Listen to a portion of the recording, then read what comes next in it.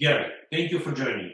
Thank you for joining this call. I picked up your comment on our blog post about Ukraine.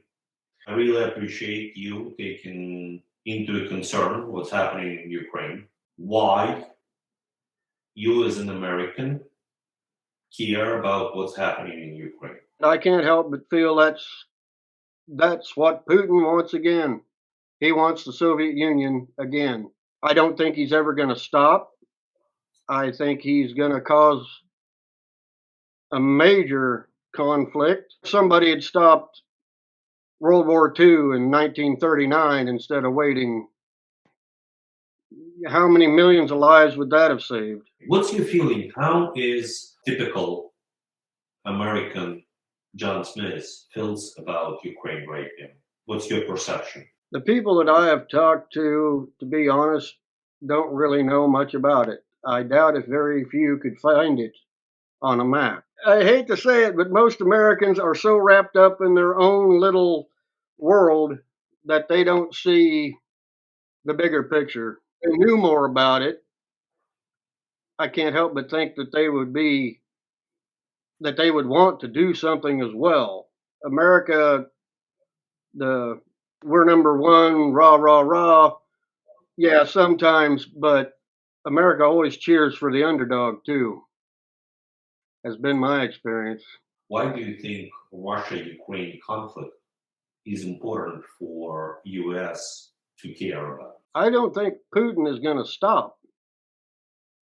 I mean, once he gets Ukraine, allow me to say that, if we can't stop him now, which I think we do have a chance of doing that, honestly, if we can't, he's not going to stop. He's just going to keep going. I don't think he really considers what his actions are going to lead to.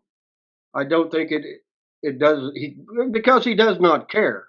Do you think it is worse for regular American consumer to pay an extra dollar a gallon for oil to stop the conflict in Russia, Ukraine? Well, around here, we're already up about $1.50. Our gas prices here are some of the cheapest in the world, really. When I was in Europe years ago, it was the same per liter as I was paying per gallon.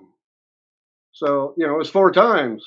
I think people would get used to it, not necessarily used to it, but I don't think it's not going to slow anybody down.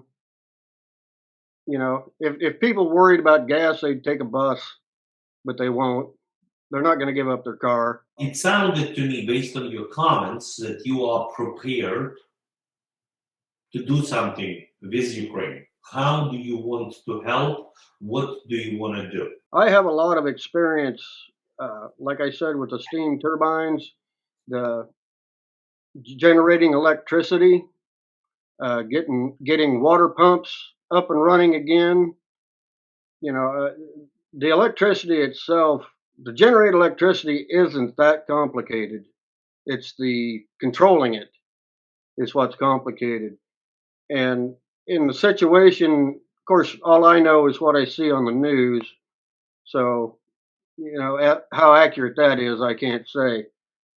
But in the situation that is there now, what is needed is rudimentary, the ability to do it primitively, if that makes any sense. To get the water back on, to get the electricity back on, telephones. A lot of people don't realize how easy it is to make a rudimentary telephone. You only need 2 wires and 110 volts. There's so much of that I can't help but feel that I could help. And if I can, I would like to. I really would. I would ask people to do what they can, even if, I don't have a whole lot of money, but a lot of people do. They could certainly, money is immediate, can go to work immediately. I guess that's what I'm trying to get to. Gary, thank you very much.